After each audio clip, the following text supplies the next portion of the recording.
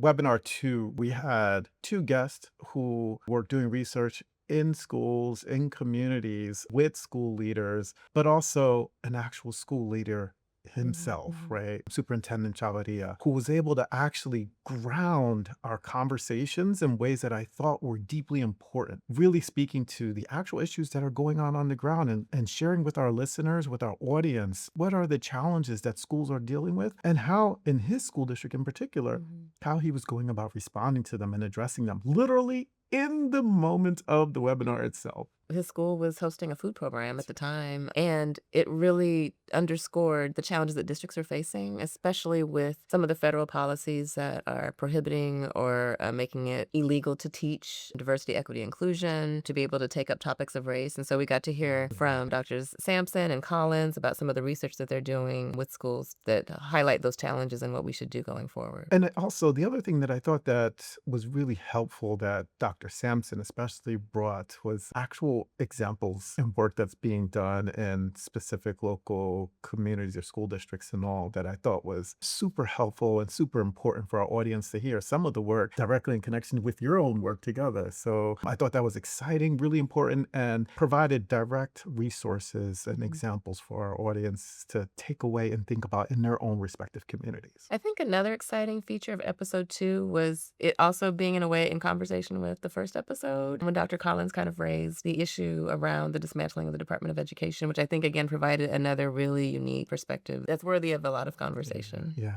the retrenchment of the Department of Education, and do we even still want that? Similar to, yeah, to what came up in the first episode. Mhm, Can we imagine something else? Is there mhm. something else that really could be better for us? Yeah, it's interesting to think about whether the dismantling of systems that maybe weren't working for us, is a Mhm. good move or is it something that we want to keep and protect and refine. Yeah.